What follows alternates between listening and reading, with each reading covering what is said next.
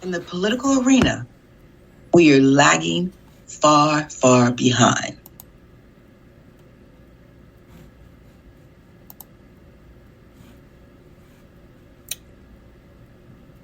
Uh-oh.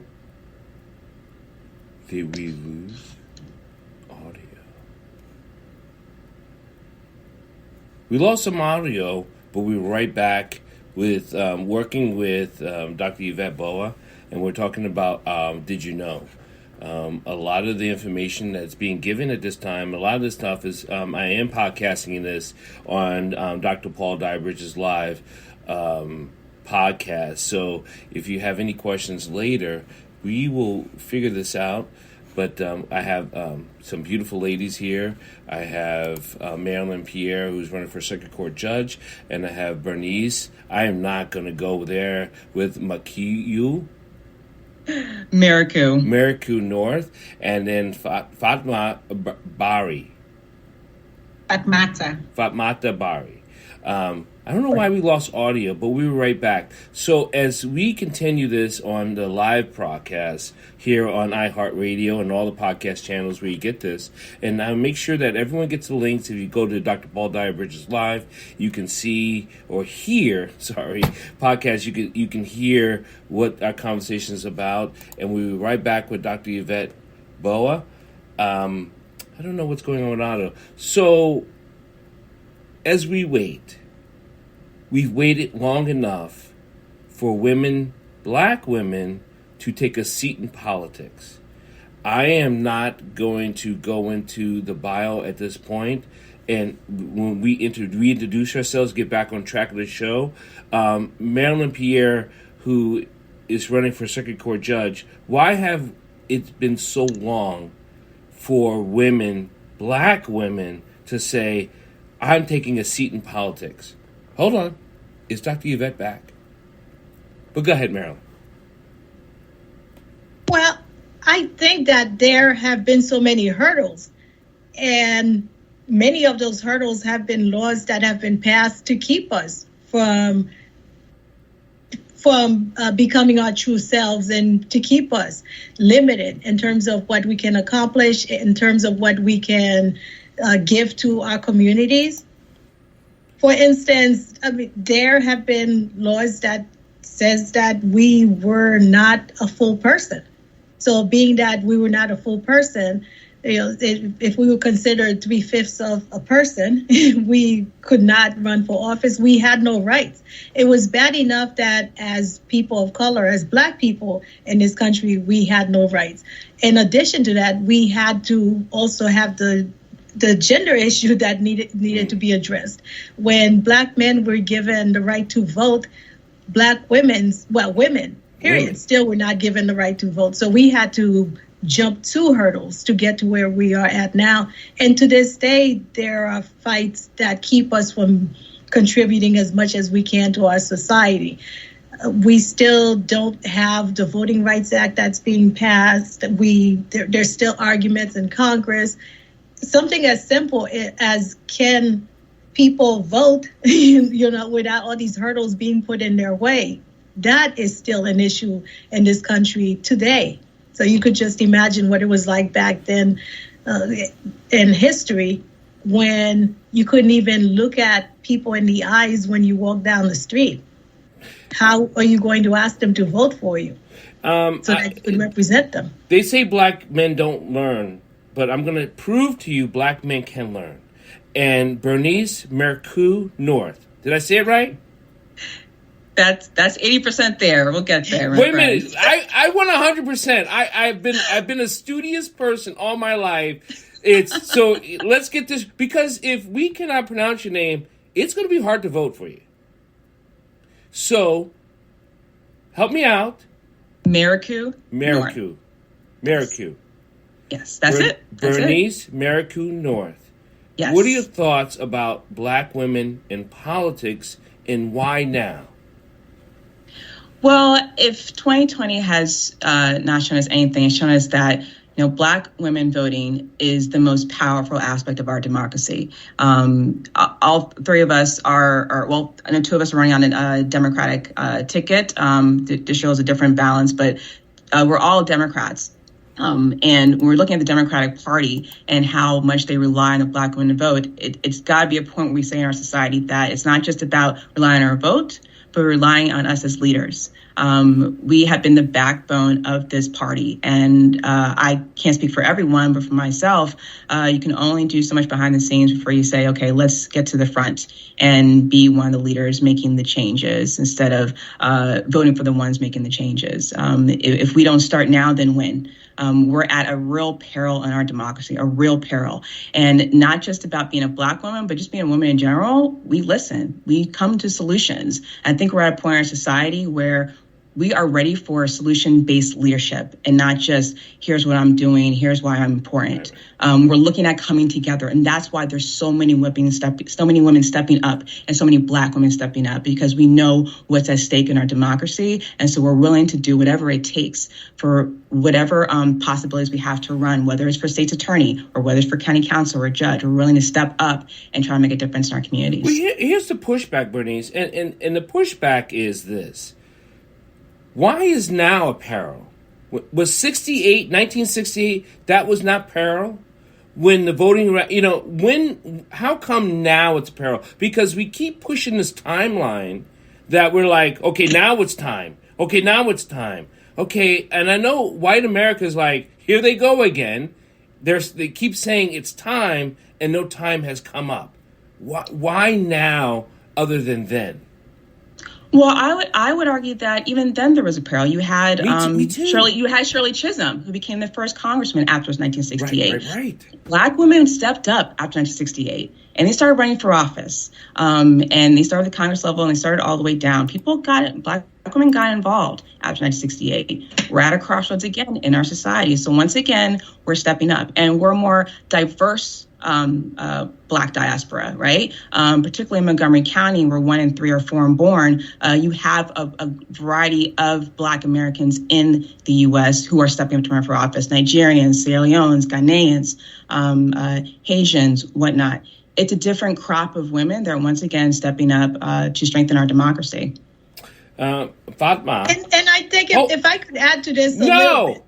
Yes, I need to add to this a little bit. Bernice did an excellent job, but I think part of it as well is that we have learned that we have to be at the table. For many, many, many years, we have listened to people like Black men who have said, let us go first and we will make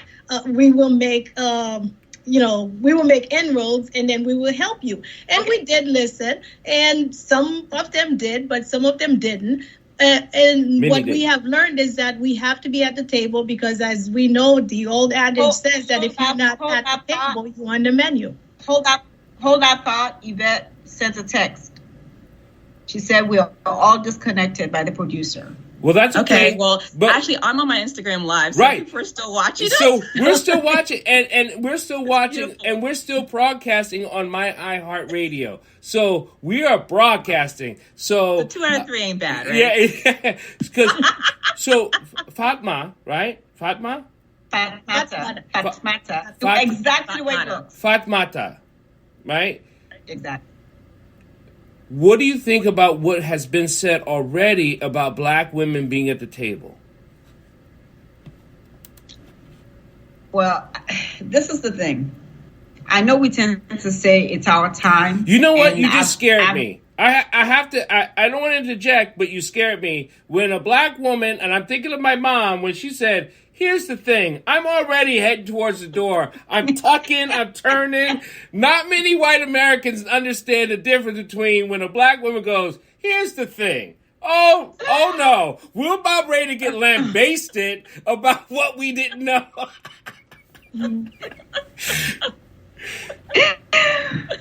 No, you're not. Yes, we are. Yes, we are. Yes, we are. And it's okay. And I'm okay with that. So this system that we have has been in place for generations and generations. And every time when Black people say it's time, what they mean is that it's really past time, right? And it was time then. And the reason why I say it's time because it hasn't happened yet. No. So you can say, oh, here they go again, saying it again, but it hasn't happened. So because it hasn't happened, yes, it's still time. It still needs to happen, right? So Black women in this country, and I came here as a child. So I'm an immigrant child. I experienced the life of a Black child and a Black woman, in addition to experiencing the life of an immigrant child and an immigrant woman. So you have the dynamics of having those together as you grow up and navigate the system here in the U.S.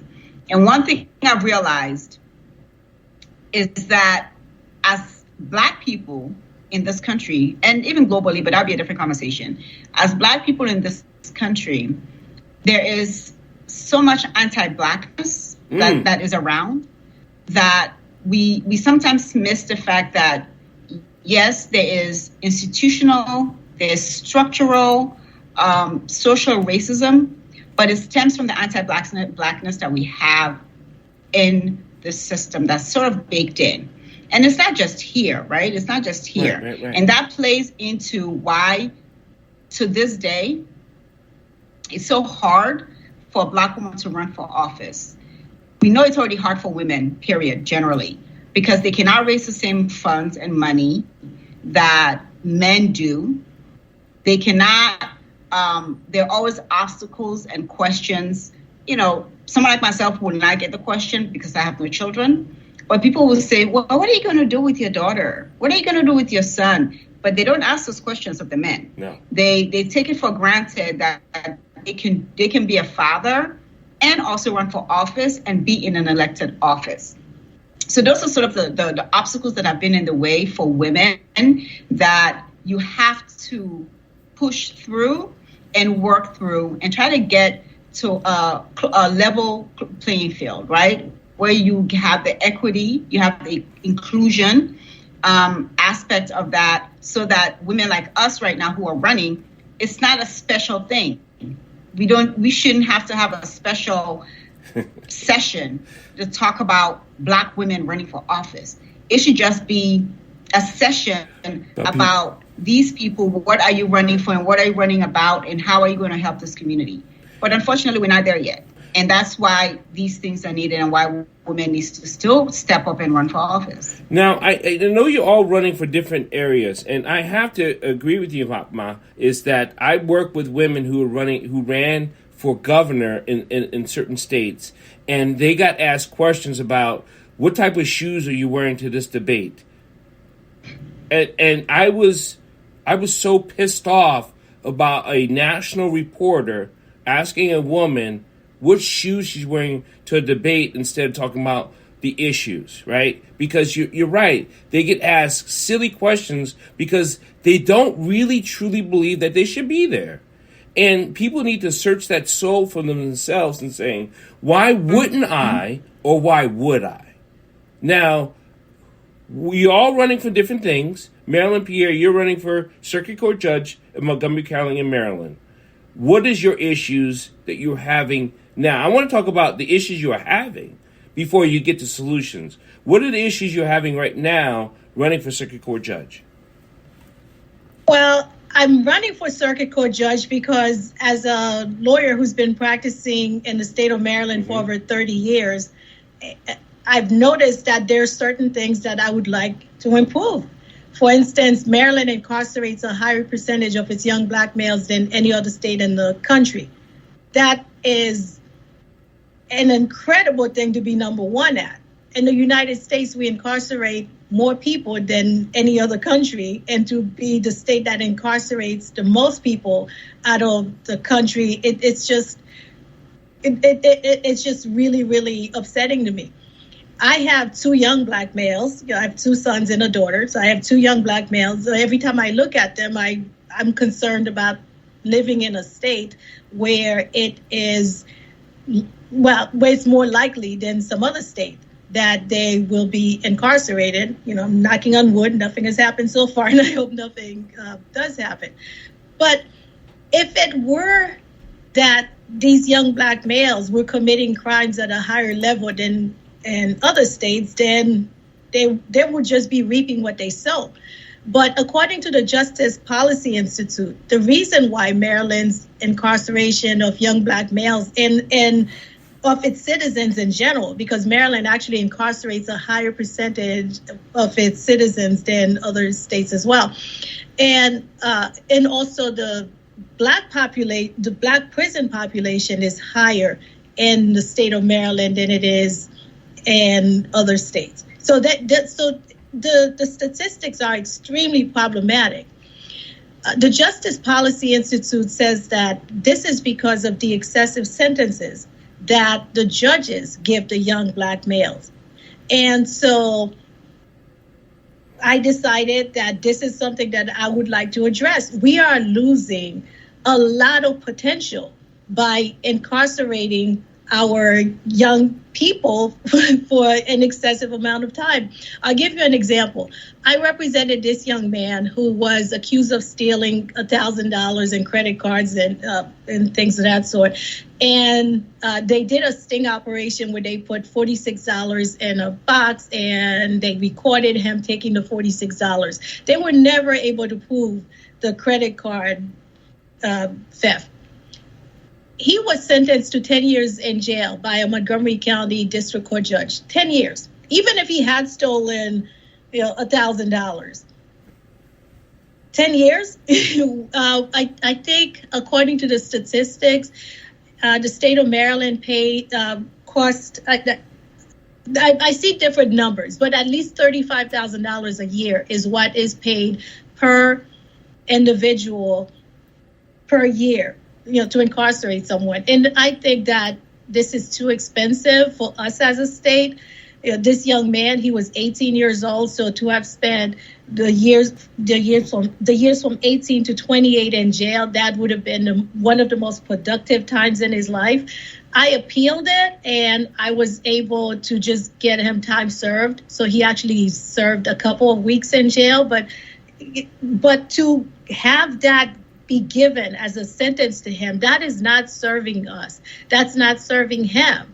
And I think that as judges should be made aware that when they send somebody like that who did a nonviolent act and who the evidence was iffy against him, for 10 years, they're taking a lot away from the community. They're not only taking him away from his family, but they're also taking a lot of his future away from him.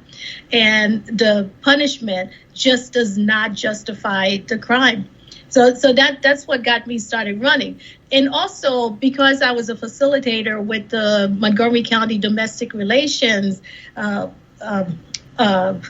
office, I got to do a lot of facilitation for people who are having divorces.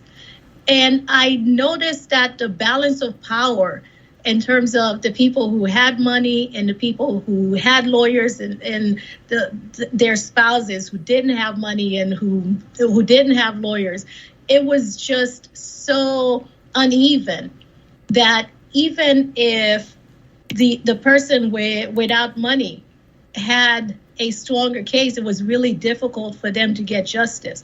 And that's one of the other reasons why I want to be a judge, because I want to be able to balance things out a little bit to make sure that people get justice no matter how much money they have. Bernice, I'm coming to you because I'm coming hard. For all of what Marilyn just said, it goes right into your wheelhouse because you're running for state's attorney. You're the one who's prosecuting. Now, people who are listening to this across the land, let me tell you this a couple of things. First of all, we're in Maryland, right? I've lived across the country, it doesn't matter. But we're in Maryland, so there's a lot of specificness that we're going to be talking about Maryland issues. Marilyn Mosby is the state's attorney in Baltimore City. She's a black woman that has been just brought up on charges. You are a black woman now running for state's attorney. You're going to get hit over the head. All of Marilyn Mosby's issues, where she's pro, positive, negative, you got it because you're running for the same seat in Prince George's County, correct? Montgomery. Okay, Montgomery. I'm proud. So, what do you? I'm like lost for words. What do you think? What are you saying? Like, how would? This is tough. It's tough. But I've been a prosecutor for over 6 years. I've been a clerk before, 2 judges before that. I am a tough cookie. I have seen the worst. I have prosecuted bad people. I prosecute people that made a mistake, a little blimp of their life and otherwise moving on. I've done a lot. And I'm mostly the child of immigrants. I lived in a apartment building most of my life in downtown Silver Spring. We didn't always have it easy. So the idea of struggle and hardship, I've lived it. So when I've thought about running for this seat, it really was dealing with how do we make our community safer? We need a new vision of justice. And, I remember being a prosecutor when Marilyn Mosby charged the officers Freddie Gray. I remember that very vividly. The day, I don't think I've told the story before, but the day she was charged, I was at a training with prosecutors. And we were all sitting in the room. We took a break. The TV was on, and we saw the press conference. And everybody had a reaction. That was the catalyst for a difficult road for State's Attorney Mosby, because it's not the popular thing to go against the officers. Do you think there's a pushback? I mean, here's the thing. I am not going to try to challenge your morality. This is not what this is. My question is for Black people to understand the struggles you are on. It is powerful to run for a state's attorney to prosecute people who are more likely, like Marilyn Pierre said, is going to be of Black skin. We're not trying to get a pass. I know I'm personally not trying to get a pass because that's my sister up there. Woo! There she is on the bench and she's prosecuting. I'm going to get a pass. That's not what I'm saying. So how can you convince the white America, because that's who has to vote for you, really. In Montgomery County, white people got to be like, will she really be fair? Will she really be fair? So how are you going to tell them that you are? One of the issues that I saw, I've been a civic leader for quite some time. Most recently, I served as co-chair of our Reimagining Public Safety Task Force, is that there's a real cry of changing our vision of justice, being more restorative and less about retribution, but more about restoration. Right. And that came from not just white Americans, that came from Black Americans, came from Latinos. It was a variety of folks. And Montgomery County is the most diverse county in the state of Maryland. Right.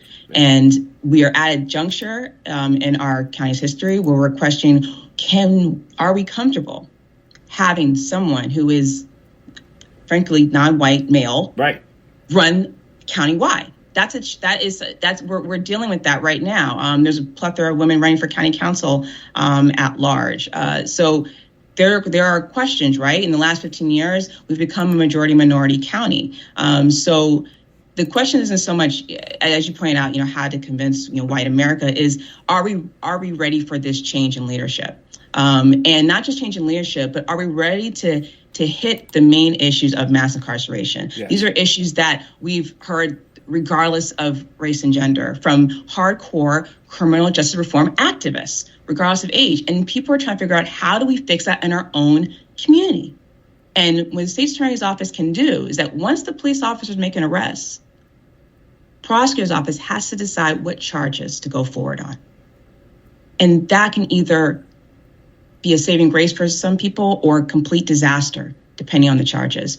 For example, I had a client that was charged with distribution of CDS.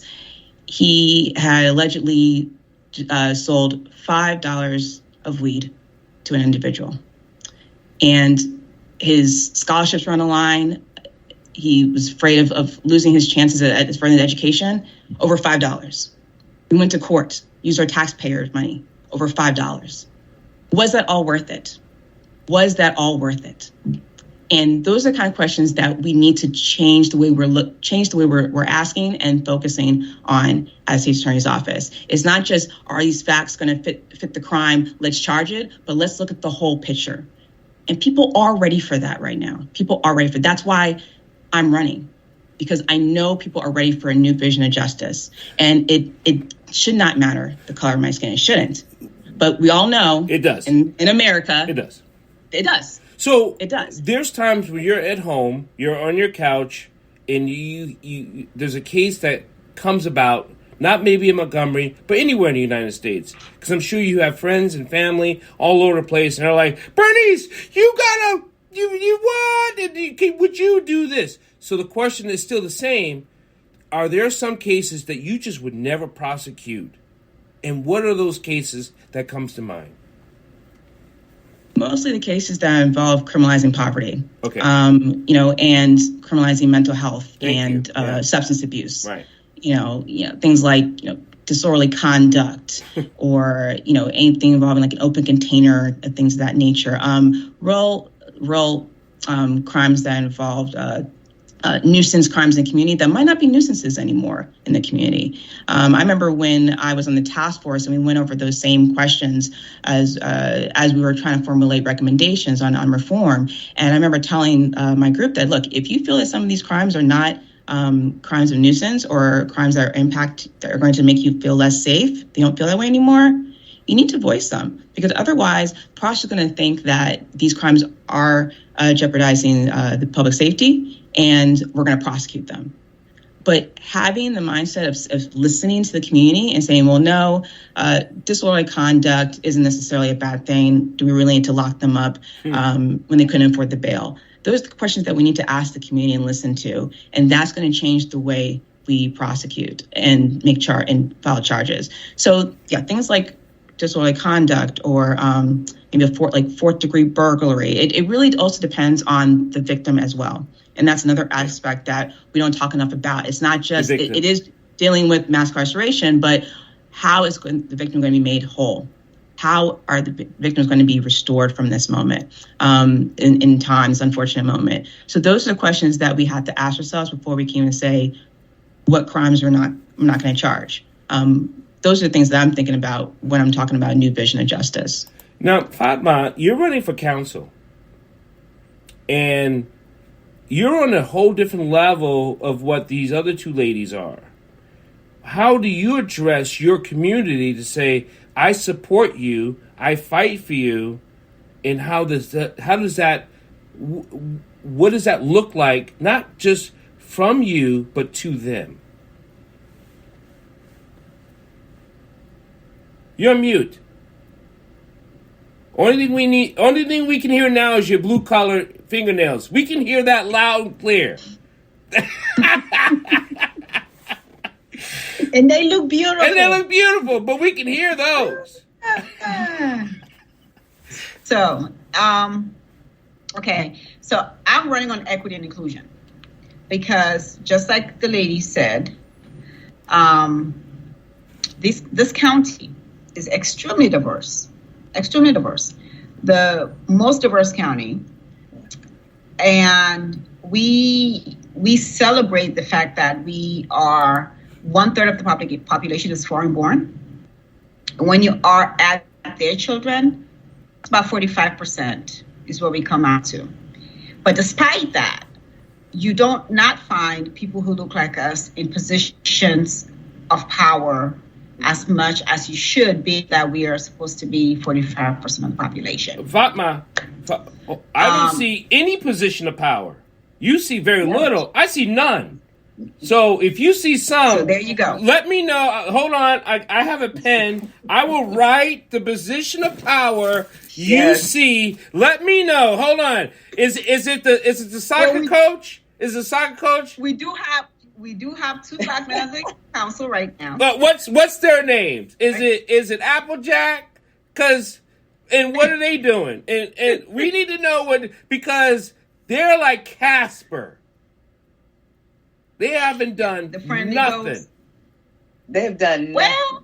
No, not well. We can have another conversation about that, because at least from my point of view, I worked in Will Jawanda's office, and we did a lot while I worked there. But and that's I like Will. Another conversation. And I like Will, but he did a lot. And he did a lot. He's a thimble on the sea of ocean. Right, but he still did a lot. Right? He still did what he could with what he had, right? And he moved the needle on many things. And some of the things is what, as a county council member, I want to be able to have us finally implement, where you're holding, there's police accountability, where there is transparency, where there is an opportunity for the public to be involved in things that affect them, right? So when we work to put a bill together, hold on, we call. Fatma, when you say police accountability, now you jumped into Bernice's house. No. It's not Bernice's house. It's not Bernice's house. This is legislation within the county that says police must do A, B, C, D. And in this case, part of what is concerning is the amount of black men who have been shot and killed by police in this county. For a county that only has 19% of black people, not black men, black people, we've had maybe about 5 or so shootings that resulted in death. And at a minimum, 3 of them or 4 of them are black men. So when you look at that in its totality, there's a problem. And that problem needs to be addressed at the executive level, at the county level, to make sure that legislation is put in place for accountability. And then the prosecutor can take up and address what the law says for her to do. So in the council, we have legislation that I worked on in Councilmember Jawanda's office, which call for this accountability, this transparency that has, to my knowledge, I may be wrong, to my knowledge, has not yet been implemented. And that must be done. No, you're not wrong. When you say, how do we represent our community and how we talk to our community, is to engage them and speak to them in the language that they understand, which is things that affect them on a granular level, right? So I think to some degree, many times we talk at people instead of talking to people. Mm-hmm. And we talk at them instead of listening to them. And that is what's missing. Don't tell people what they need. Listen for them to tell you what they need. And then you give it to them. So as much as you can. So I'm going to ask it. And Dr. Yvette, thank you for joining us on the show. I don't know, welcome. Did you go get Oreos or something? I know. What happened? For a while. I can hear you. Here's the question I have for all of you. Let me ask Fatima something before we leave this topic. Now, we are they say we're in a majority minority county. We are. But how many of this majority minority county are voting? Can you guys give me some of those numbers? Because we might be in a majority minority county, but majority of minorities are not voting. And a majority of minorities are not able to vote in this county. So can you give me some of the demographics of how many are able to vote? Ooh, hold on. Able to vote? How many of those are voting? Before you gave her a landmine, that's a landmine. I'm going to give you. That's for all three. But it is for all three. I'm going to give you a couple things that I know personally. We have a sickle cell issue in Maryland. Sickle cell patients need black blood. Yes. We have less than 6% in Maryland of black people donating. That we know if they donate black blood, it would help and affect black people with sickle cell. I cannot get people out to give blood. How are you going to get them out to vote like Dr. Yvette Boa was talking about? Because they're not showing up at the polls. And this is in Georgia. We have an issue. How are we going to get that to happen? And we'll start with Fatma first. Fatmata. Oh, she's going to beat me at the end of the program, Fatmata. Well, I finally got it. Look at that. You just did it. So. Yeah. So, we are no different than other people. That's a lie. We are very different. Yeah, we're different. No, we are human beings like every other person. You cut us, we bleed red. This is the thing. You have to give people a reason to come out and vote. You have to give people a reason to say, I want to be in that line for 10 hours and vote, or that I want to register to vote. How about not getting shot? Isn't that a good reason? And that's fine, but put it in such a way that they understand the ramifications. Because this is the fact. When you meet people and you talk to them, you go door to door and you speak to people, and you tell them about voting or even registering to vote, the response is very simple. What's the point? Nothing changes anyway. My situation remains the same. My circumstances are the same. So why would I go out there to stand in line and vote and nothing is going to happen, right? So our job, for those of us who should know better or have the wherewithal, is to ensure that as we are communicating with the folks that are impacted, we do it in such a way that it fits in with their language. It fits in with their present circumstance. Mm-hmm. I know that back in 2018, when I ran for state delegate, when I went door to door to talk to people, and they were shocked that somebody came to their door to even ask them to vote, they were surprised, right? So it's all these people who are voting. It didn't happen overnight. It was a consistent effort to get these voting blocks created and made into a voting block. And when they vote, they see something at the end of the tunnel. They see a result of their vote. And in our case, unfortunately, we see trickling things that happen, right? Mm-hmm. We see little efforts happening that benefit our communities. But what we have to do as those who are in certain positions is to amplify those things that could happen, but give them somebody who they can look at and say, y'all, can you look like me? You sound like me. So you're probably maybe the one person who could talk for me, or you're the one person who could make my voice sound a little louder and stronger. And that's why, again, we circle back. You need women, Black women. You need people who look like them to be on the ballot, to be in front of them, to talk to them in a way that they understand. Because all of us, that's what we need. Why do you think some of these people will come out in droves from these red counties? They hear someone they identify with.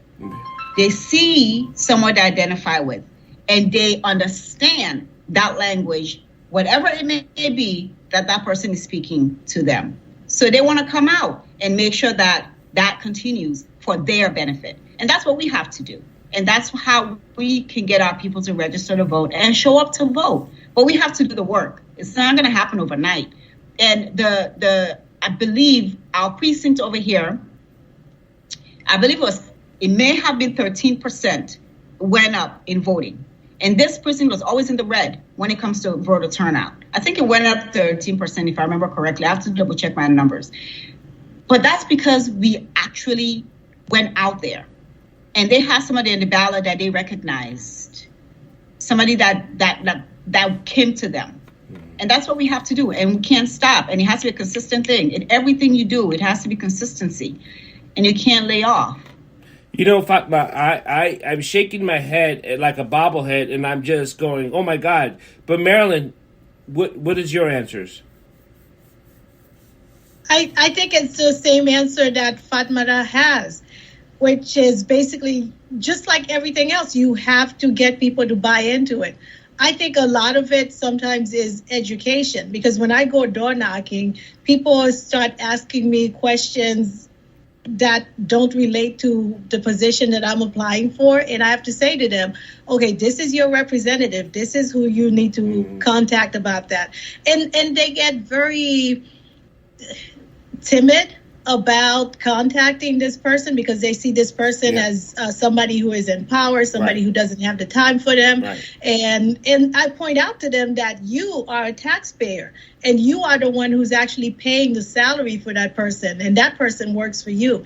And sometimes they say, yeah, but I'm not even working. I'm not even employed. And I said, if you go to the store and you buy a pencil, you pay taxes on that pencil. And so the taxes that you pay on that, even if you don't pay income tax, you're still paying the salary for that person, and that person is getting paid to represent you, even if you did not vote for that person. Therefore, you have an issue, you need to bring it in front of that person. They don't. A lot of people don't know that. A lot of people think that whatever problems they have, they're just going to have to live with the problem. So when we go door knocking, we educate people, we tell them who is responsible for what, and we give them our telephone numbers, our email addresses. If you have any questions about anything else, even if it's not what we do, please contact us, because a lot of it has to do with education. And people know, what do they say? People don't know how much you care until people don't care what you know until they know you care. And by going to knock on their door, a door that has never been knocked on by anybody else running for office, they know that you care, and that's why you're in their neighborhood. We used to have, and as you're talking, and Bernice, you and Marilyn are in the same issue of one of my heroes, and I know this is one of yours, Marilyn, of George Thurgood Marshall, is that when you're going down to the South and you have to educate people about their rights, right? This is a legal issue, their rights, and how we're going to take this to court and how we're going to represent you. You being a circuit court judge, you're not representing anyone anymore, but you are listening to cases. And then in Bernice, you're not representing anyone, but you are listening to cases. But you are going to say, I'm listening to this through fairly and judgment eyes. I'm not judging you as a person. I'm judging you on the crime. Isn't that a different concept when you're talking to people from door to door, Bernice? Well, first I would say, Bernice, before you answer, we're going to have to take a really, really quick break. Okay. Break. We're on so many other social medias. There is no break. We're on Instagram. We're on Facebook. These people are either going through swipe left or right. These people don't got no damn breaks. I know, but before we have to take a real quick break, only because we'll get everything all pulled together again. Oh, so. But we'll keep talking. You can take a break, but we're going to keep talking. All right, so I want to take a real quick. He's going to show a video, so we're going to take a real quick, because the video is going to be showing. Okay. So we're going to take a real quick. Save your thoughts, Bernice, and remember, we're going to get back to that percent. If anyone does know the percents of how many people are voting, of that, of those, how many can vote? So we can get some of these numbers so we can do door knocking effectively. Mm-hmm. Got it. Is this our break? Is this our break? Okay. But we're not really breaking. Well, I think. I'm glad that you asked that question, Yvette, because I went to a meeting where they said that in Prince George's County, the majority of the Black people who voted were not native born. And I was surprised at that. So the immigrant Black population in Prince George's County voted at a higher percentage than the rest of the Black population. Can we get enough Black people out in Montgomery County? I also live in Montgomery County, and Fatima, you had said the percentage that is here. I need to get them out. If I have to pick them up by my own school bus, I will. Because if we vote, we win. Yep. Basically, if we vote, we win. And that's just the reality, right? That's why everybody comes out. But again, we have to make it happen, right? We have to do voter education. We have to do voter outreach, and we cannot take it for granted or think that people are just not going to come out, because they will. If we do the work, they will come out. People are not out here wanting people to make decisions for them that are counter to their needs. Right. People don't want that. They don't. it's a fallacy that people don't want to vote. No, people just don't see a reason to vote, and we just need to give them a reason to vote. And we have 3 of them here right now. So it's a matter of teaching people. You're on mute. You're mute, Yvette. Was she? I think that was a video. Okay. Is it? No, she came on for a couple of seconds, and then the commercials are still going on. You know what troubles me? What troubles me with the collective, and this is for all of you. What troubles me with the collective is that we continue to do education, and I have to. I'm should I have to put disclaimers that I'm not a prejudiced person, but I am a realist when it comes to voting and politics. White people vote for who they like and who will work for them. Black people vote for who they can hang out with. And it's such or who they think can win. Right. So for many in our community, it's, can this person win? Should we stand behind this person even though they probably won't win? And the job that I think has been hard is making people understand that a person only wins when you vote. Same time on 4 platforms. If you don't vote for them, they don't back. win. I think everyone, can you hear me? Yeah, we got with the echo. Let me kind of. All right, can you hear me now? Well, you're perfect. Yes. You sounded like The Weeknd in concert. I know, I can't hear you guys. I am trying to get my I'm having technical issues on this side, so I'm trying to get it all together. So do forgive me. I can't see What you did guys you right do? now. I don't know What if did you do that the FBI is trying to disable you? What did you do? If you can tell us now, you can tell us later. We got to know what are you doing that the FBI has got you under surveillance? I don't know. Is it your trips to Ghana? Let me tell you, it must be my trips to Ghana.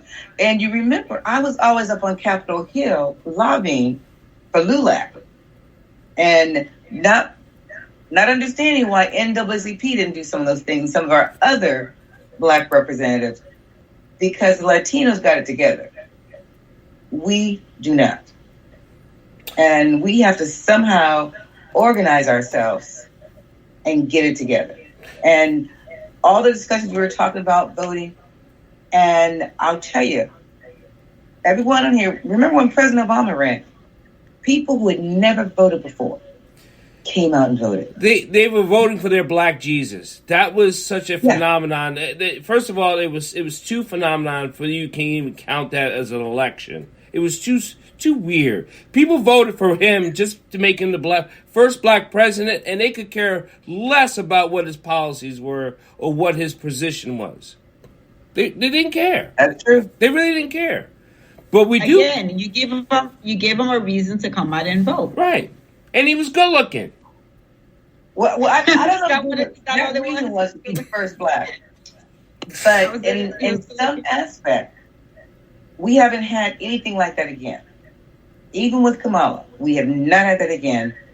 And Kamala who? How can we effectively make a difference? Kamala. Kamala who? Kamala who? Kamala who? You talking about the person that's supposed to be a vice president that we haven't heard from since election? I know. Are you talking about her? Well, it's a topic for another day. Well, you know what? Topic for another day, but don't forget, it's not the Kamala Harris administration. Right. It's the Joseph R. Biden administration. You better tell it, girl. You better tell it. So I'm just saying. Bernice, we left off. Hold on. We left off at Bernice about voting. How do you get people out to vote? Go. Yes, but Bernice, if you don't mind, because You know, Dr. Dyer brought up my favorite person, beside him, of course, and everybody else in here, Thurgood Marshall. And I have to point out that Thurgood Marshall went to Howard University School of Law, so he's a bison. So did Bernice, and so did I. So we've got 3 bisons over here. And you have Kamala Harris, who went to Howard for undergrad, so she's sort of kind of a bison, but not law school bison. Now, I work at Howard. I didn't go to school there, but I practiced medicine at Howard. I went to the bathroom in Howard. Really? Well, we'll take you to the A building. Fatma, is there a reason why we should also take you? We're all bisons. We're honorary bisons. Let's put it this way. I'm an HBCU. I Butler for life. Woohoo! Just saying. Bernice, about the voting, there's an issue. We talked about it. Both of the young ladies have mentioned problems and solutions. What are your thoughts? Now you have to refresh me my recollection because we took a long break. So. I knew it was going to happen. Well, since this is on an African network, how are we going to get these Negroes to vote? Yes. And the bottom line was like, just tell them. I mean, it sounds simpler than it actually is, but it really just tell them directly to their face, like know what's really going on. I think that at this time in our country, since post-Obama, we've talked a little bit offline and on this interview today about this, phenomenon of Obama. And I think people at this point in our history are wondering what happened to our country because of that. Mm-hmm. And what can we do to possibly get back to that? And we know we can't, because that was a one-time point in our lives. But what can we do to get a little bit better at building a stronger democracy where we're more diverse and have leadership that more reflects our interests? Because we're realizing that when we don't, we have a lot of people unemployed, where we have a pandemic.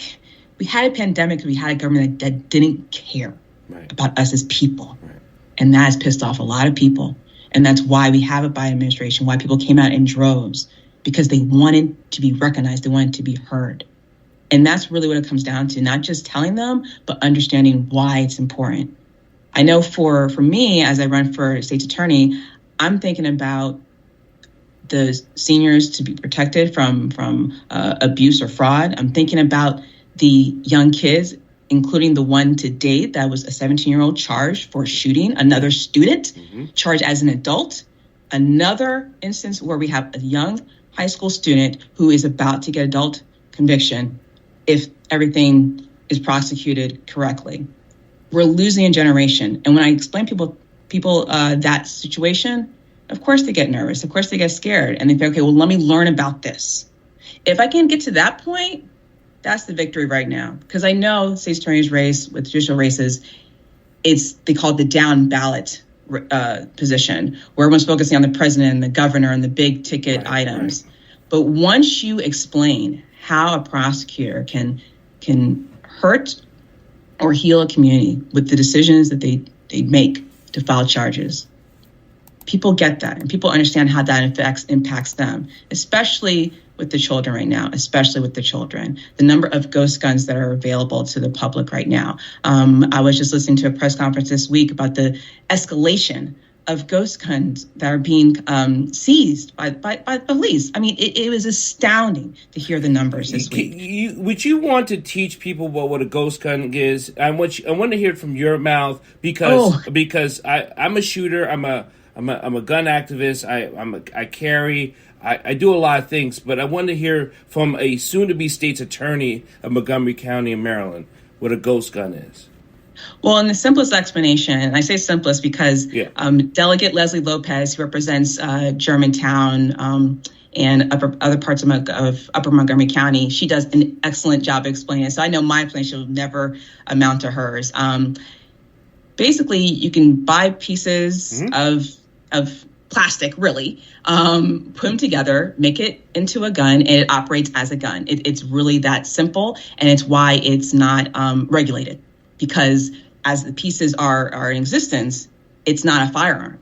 But when you put them together, it operates just like one. And that's why we have leaders like Delegate Lopez, who has endorsed my campaign, fighting to ban them, to regulate them, because it has been a gateway to a big increase in violence. I think especially among our young people, it can be purchased as easily with a credit card.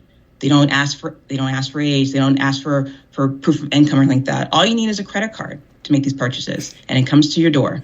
I want to put something as a bee in your bonnet on all three of you that maybe you haven't thought of. I haven't been a shooter my whole life. It doesn't matter. What puzzles me with guns on the street, it's not the guns, it's the ammunition. We never really focus on the ammunition. You can have a gun in your house, but if you have no ammunition, it becomes a paperweight. I don't get where all the ammunition's coming from.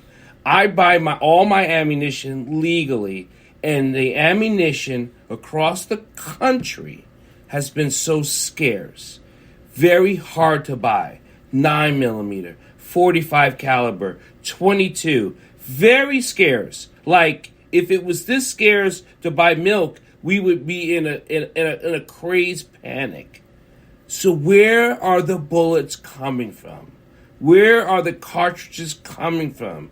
This has not been talked about nationally, state, which puzzles me.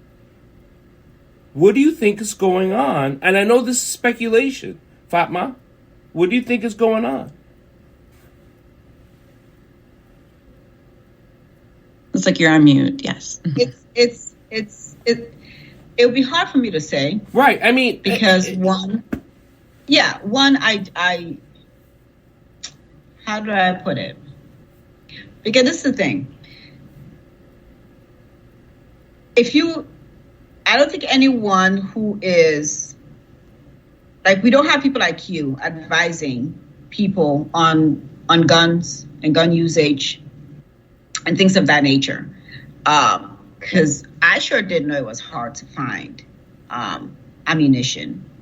So if I don't know that, there's no way I can bring up the issue. Right. Do you understand? Right. Yeah. So I'm not sure that elected officials who care about gun violence or gun control are knowledgeable about the difficulties that you're speaking of and trying to figure out why and how is it easily accessible to those who are committing these crimes, especially with children. Where are they getting from and how? Where are they getting it from and how are they getting it? So that may be something where people like yourself, who is knowledgeable about these things, to put it out there, bring it to the attention of those who are advocating for the control of gun violence control, gun control, or sensible gun control. So maybe you can proffer an analysis of not just gun control, but maybe control of the ammunition. I actually have a theory, but I'm not going to do this on air, but I would talk about it off air with specifically Bernice and all of you, because I don't want to get into the conspiracy theories, but Bernice, what do you think is going on when it comes to ammunition? Where is this ammunition coming from? Well, I mean, to answer that question, it's really going to involve seeking the knowledge of several stakeholders, right? Like the police departments, Bureau of Tobacco and Firearms, ATF, Congress, because it's a multifaceted issue regarding trade, right? The trade of this, like where people are getting access to this product through the commerce streams that we have. So that's really going to require more on my end to have these conversations, and that's really what the beautiful part about being an elected official, that you get to have these conversations directly with them and come to the constituents and the residents about what's going on, provide that information, because that's something that's not easily accessible as just a resident. But when you are elected, when you are in a position of power, when you have a seat at the table, you can ask these questions and get the answers directly to the residents. And right now we don't have that. We have a lot of secrecy, a lot of lack of transparency, and a lot of good old boy, old-fashioned, things are behind the closed doors conversations. When people want to know what's the root cause of it all, and questions like yours, like where the ammunition is coming from, is part of those discussions where we have to deal with what's the root cause of this rising crime. I'm going to ask you all the same question and think about your answer. And we'll start with Marilyn Pierre, who's running for Circuit Court Judge in Montgomery County, Maryland. And the reason I have to say that because this podcast goes across the country. Marilyn, why don't they want you to win? Well, as human beings, we don't like change. There are certain people who are in positions of power and they don't want to give that power up. And when you ask a question, we talked a lot last year about diversity. We talked a lot about how things need to change. But you notice the pushback. There has been pushback and nothing has actually gotten done. And I'm looking at it and I'm trying not to be pessimistic, but it looks like we have actually gone backwards in terms of the progress that we were making before 2020. And the reason why I say that is because now it's difficult to have a conversation with someone and have them actually hear you as opposed to what they want to hear. It used to be, we used to be able to have conversations, not with everybody, but with a majority of folks who you say something, they say something, you say something, they say something. It's a conversation, a back and forth. And the hope is even if you did not change the person's mind, you at least were heard. Now it's as if we're talking at each other. We're not talking with each other. That's what. And that makes it really hard. And I had a law school professor who talked about the pendulum and how sometimes the pendulum swings from one side to the other. And I think that's what has happened. I think the pendulum has swung so much to the other side that we're not actually listening to one another. And that's why there's so much discussion of race politics, because we're running to represent everybody. We're not running to represent, I'm sorry, I shouldn't speak. I speak a lot in terms of we because I'm in court and it's my client and I, so it's we. So I'm sorry, I don't mean to speak for anybody here, but I'm running to represent everybody. I'm running so that I don't have to look at your race to make a decision. If you have done something, you need to be held accountable, and I will hold you accountable no matter what you look like. And I'm running because I see certain people who look a certain way being held accountable, and I see other people who look another way who are not being held accountable. And that's a problem for me because I have wanted to be a lawyer ever since I was 12 years old because I was inspired by Thurgood Marshall. And because when he represented people, he didn't look at the color and say, I'm representing you because he saw injustices and he represented people based on the injustices that he saw, which is why he was, I think he wrote the Constitution for Nigeria, I think. He wrote the Constitution for one of the African countries because he did not do things based on I'm Black, so I'm going to represent Black people. No, he said, I am who I am, and I am going to represent justice. And that's really what I'm aiming for. And I talk a lot about race because in this country, race matters. But that's not the only thing that I will represent. I will represent people.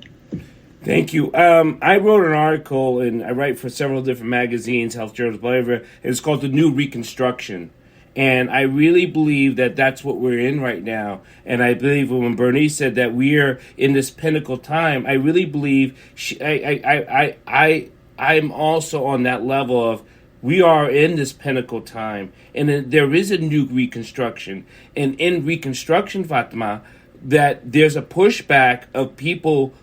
We know that past Reconstruction, there were more hangings and lynchings because of the things that came out of after the Civil War. I think Obama was our Civil War, and I think this is our Reconstruction. So I think there's more lynchings and hangings that are going on systematically. And now you're in the fight to say we can stop this. What do you say about that? Talking to me, Bernice. You. The question. Oh, okay. So it always comes back, as far as I'm concerned, it always comes back to making sure that this is the thing. I think for too long we ask for acceptance, right? We ask for acceptance.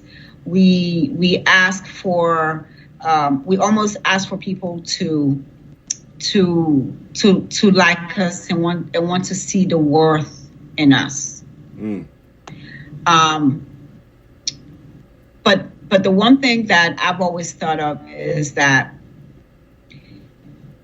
when we shift away from that, because I think that's what happened over the summer, when we shift away from, here I am, I'm really good, I'm really smart, I'm really intelligent, and I'm really not a bad person. So, accept me into your fold. When we shift away from that and we focus on this is what we need, this is how we want it, and we're demanding this, that's when things start to shift. And that's what happened over the summer after George Floyd's murder took place.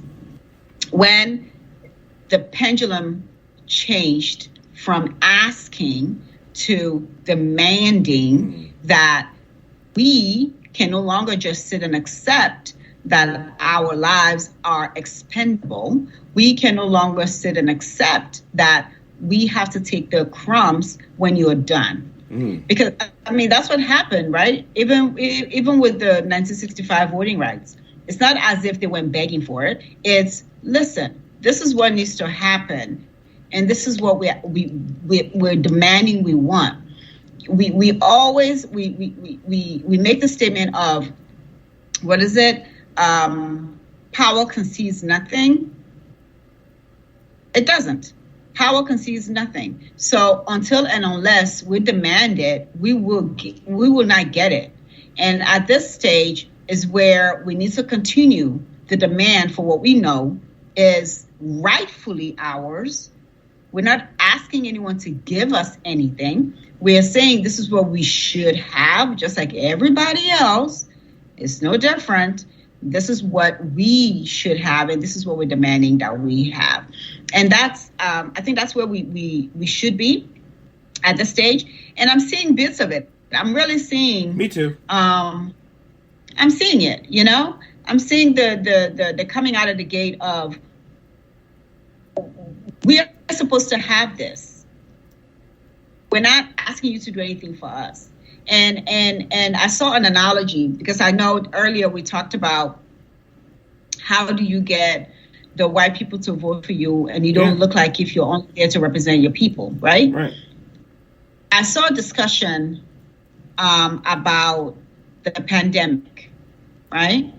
And relating to something almost to this effect of, and I think it was either a doctor, one of the pundits, made this comparison.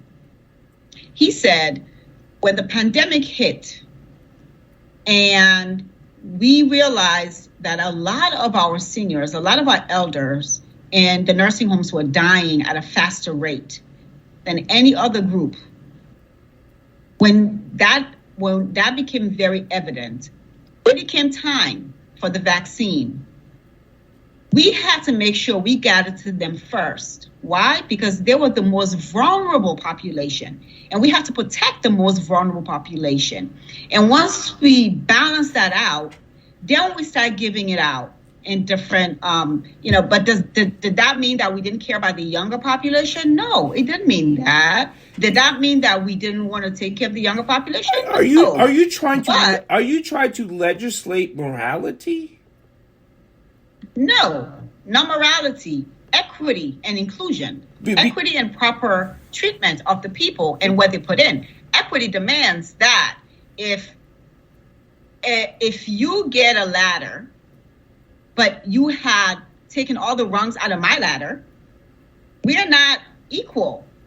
You may say we both have a ladder, not equal. So which means we're not going to get to the top at the same rate or even have the opportunity to get to the top at the same rate. So it's not about morality.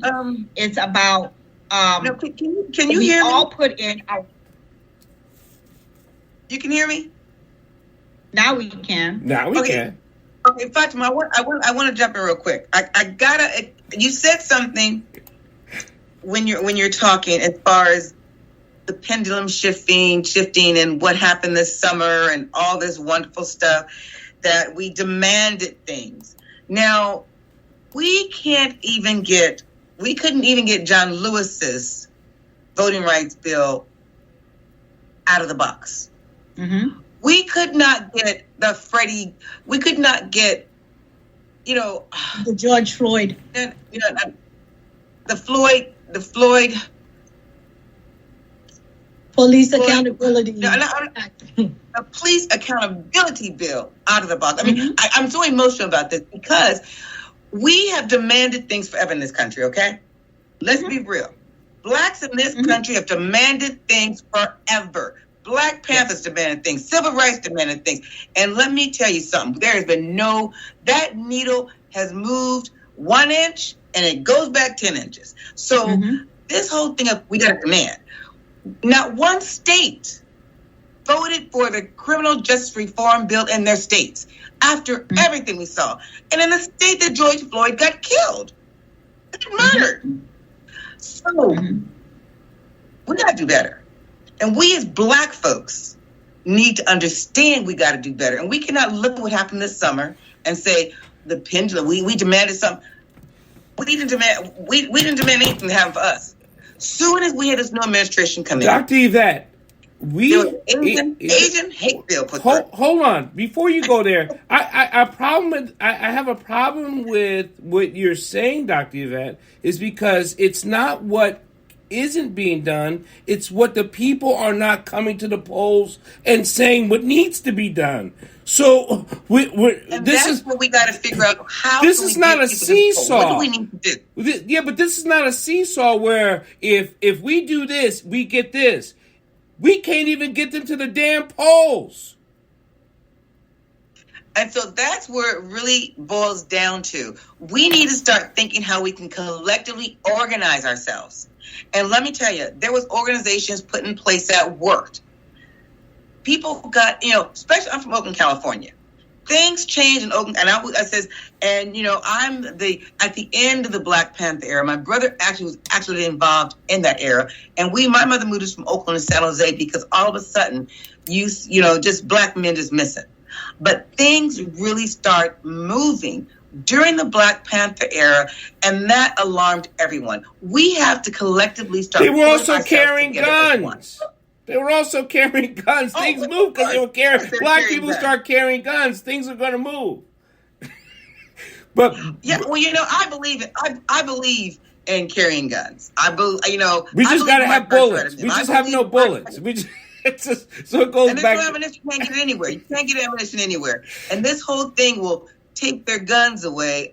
No, I don't believe in taking their guns away. I believe in educating people on how to use guns and knowing that gun is a tool and not a weapon. It's a tool that you can have in your home if you know how to use a tool, but teaching them how to use that tool. So one big thing is organizing. I'm going to ask people who listen. If I could say one more thing, I think it's something that I hear you, Dr. Butler, about organizing, but it's also being authentic as to who you are and expressing that authenticity and identifying yourself. We talked about the Black Panthers. They were authentic in who they were. They identified themselves. So it's not just organizing, but you have to be real about who you are. I mean, I have to be real that I am not from money, that my dad came to this country in 1968, the year Dr. King was assassinated. I have to be real about that story. I don't tell it often, because when you are in a county like I grew up in, Montgomery County, you have to assimilate to survive. Right. We're at a point right now where the assimilation, that mentality is waning because it's not leading to survival, right? Yeah. It's I think about George Floyd, for instance, how he was trying to survive and assimilate and do what he had to do. And he's dead, right? Because someone called the police on him over his own poverty issues, right? And I'm digressing a little bit, but the main part is not just organizing, but being authentic about who you are and sharing the authenticity with other people so they can let their guard down and say, yes, I am who I am, and I'm ready to go forward and move forward and protect myself, not just myself, but my children, my children's children, and our community. For all the people listening to this, if you're Black, I want to say that I want you to chime in wherever your social media is and say, I will vote. If I could just, and I know it's like a like, and can you really believe these idiots who hit a thumb button? Will they really come out and say what they're going to do? Well, appease me and say, yes, you're going to go vote. Bernice, my last question to you is about the 14th Amendment. I'm going to take you back to law school. The issue I have with the 14th Amendment is that it was never truly defended. It centered upon the states to adhere to creating blacks and making them criminals. When it made it into the national court, the Supreme Court, saying they were protected, but it kicked it back to the states, now allowing to protect the citizens. As you being a state's attorney, how do you feel about that 14th Amendment and it not being really truly upheld? Well, we're talking about 14th Amendment. We're talking about the Equal Protection Clause, and it is one of the amendments that I know. Remember in law school, I was always frustrated about. I remember reading the case law and like, really? But the 14th Amendment says this. It's supposed to, equal protection. Well, what's up? Yeah, what's up with that, right? And it's law, and it's still there. But it just propelled me to have a more equitable lens as how I'm going to be a lawyer. I remember just thinking that it was my first year of law school, and we're doing constitutional law. Like, this is awful. What can we do as social engineers, right? I know Marilyn and I went to Howard Law. What can we do as social engineers to change that? And that's why I went into prosecution. I want to be the one, protesting the issues. I wanted to be the one making those decisions. So that's why after I clerked for 2 judges, I went on to be a prosecutor. And I remember I wrestled with that because, mass incarceration has always been an issue. And I remember that in college, having these conversations with other attorneys that I worked for. I actually worked for the U.S. Attorney's Office in college. So I was exposed to prosecution at a very early age and the injustices that can go on. And it wasn't until, though, I was a line prosecutor, I really saw inequitable treatment in the system. I really saw, Latinos, for instance, getting maximum sentences for driving without a license. And at the time when it was incarcerable, because they had no way to get a license, right? Because of the laws in place.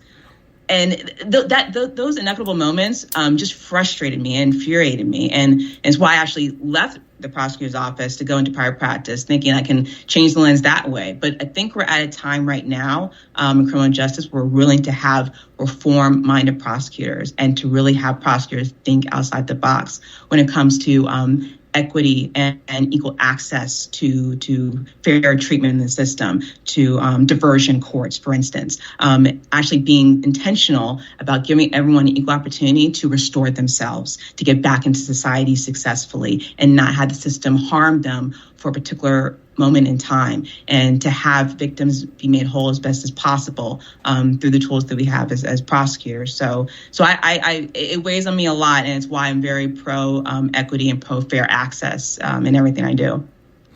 I really had an enjoyable time. Go ahead. One second, Paul. Go ahead. We had problems earlier on. We're getting a little bit more time to have our candidates on and to really talk more. But I had a question that came through on Facebook Live, and they want to know, why is it important to vote? And that's a question they said for all three. If you guys just quickly give a one-liner, why is it important to vote? Because people need to know. We say go out and vote, but why is it truly important to vote? And so, Marilyn, you want to start? Because they said give a one-liner. They want each person to really answer that question for them. I think it's important to, thank you very much. I think that is an excellent question. I think it's important to vote because I think choice is extremely important. I'm amazed sometimes because you don't send somebody to the store to get you ice cream without telling them what flavor ice cream that you want. But yet, sometimes people say, oh, yeah, well, it doesn't matter who you vote for. It really matters who you vote for. And it really matters that you vote. And on top of, it's not just voting, though. It matters that you hold a person accountable for what they said that they're going to do. Because just voting alone is not going to get us to where we need to be. We need to hold whoever gets that position accountable for what we pay them for. We pay them to do a certain job, and if they're not doing it, we need to replace them. And in the meantime, since it's hard to replace them, we need to hold them accountable. And I think that's why it's very important to vote, and it's very important to follow up after that vote with making sure that the person who is in that position is held accountable. Next. Mata?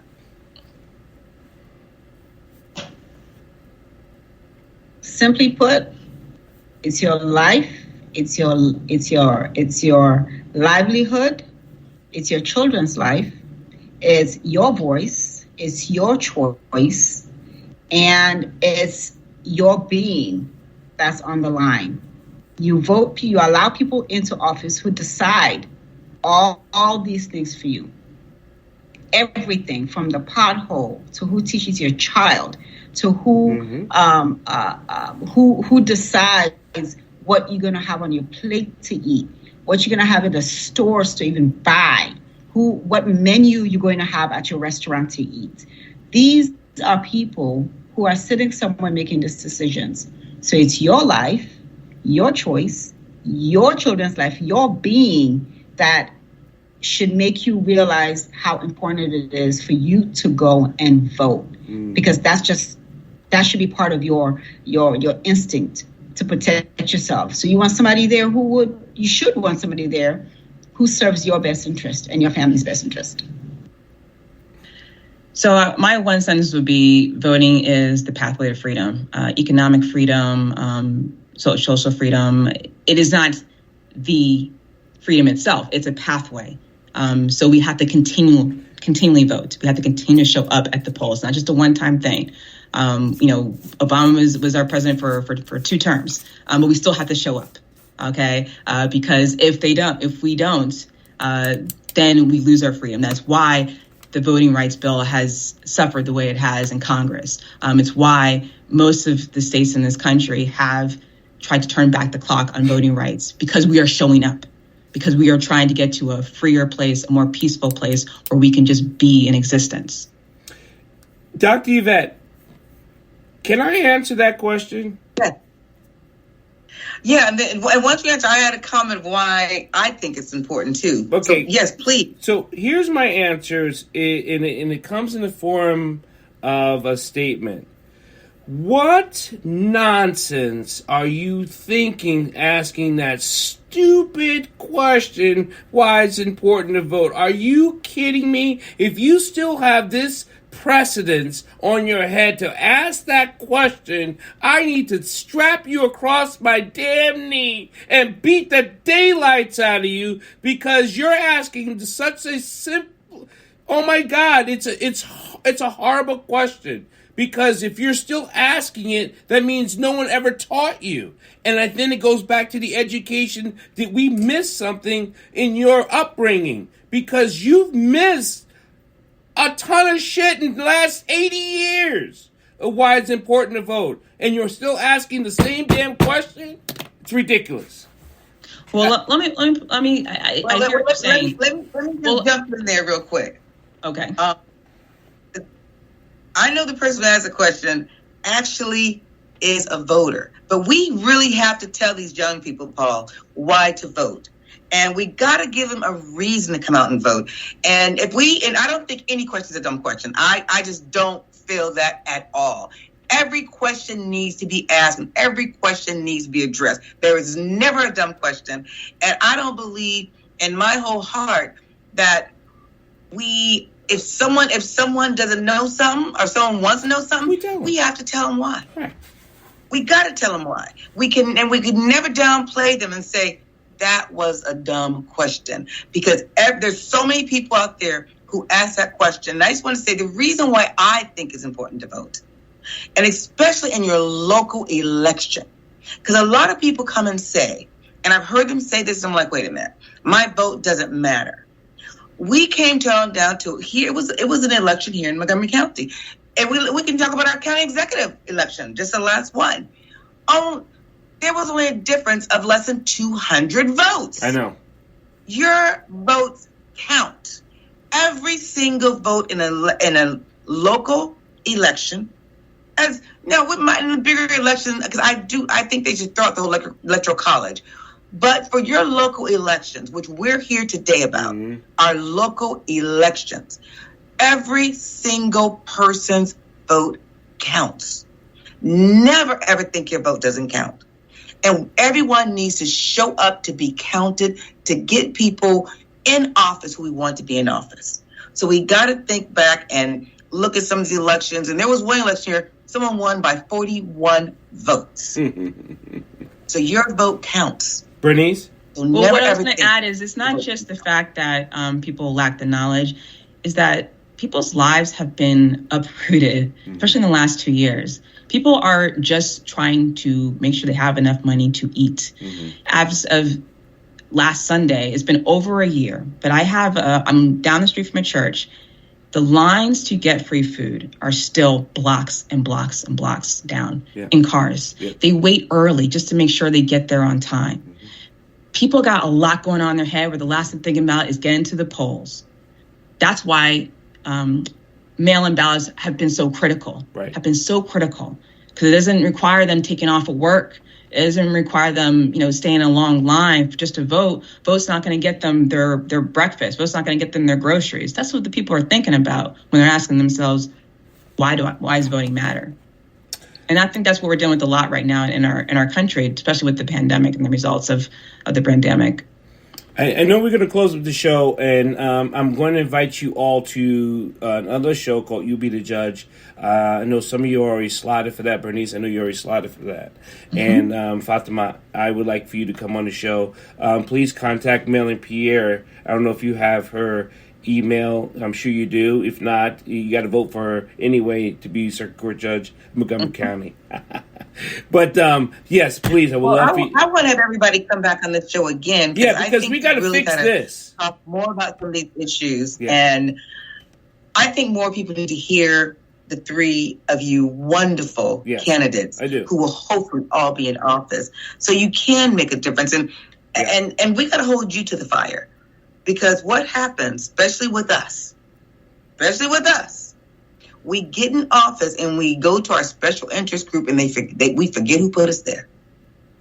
And that's something that I'm hoping that once you three get into office, that you do not forget who put you in office, who supported you and got you there, and really listen to those voices.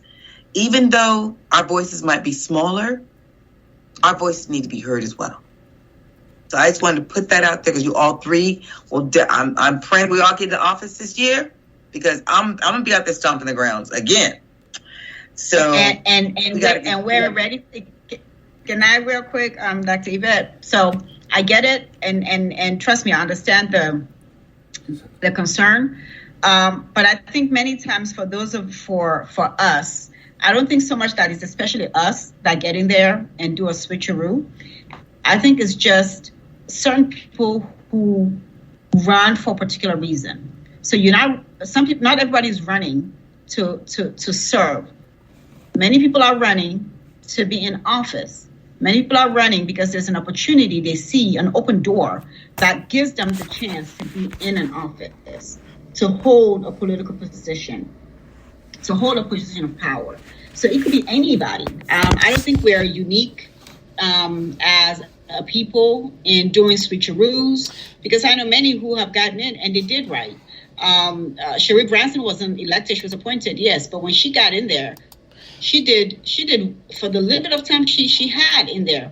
She did well for our community. She did what she could with what she had, and when she got in a position of in procurement, she addressed the issues dealing with county contracts, and as it relates to people of color and minority-owned businesses. You have thank you everyone for listening to Bridges Live. We'll be back to you soon.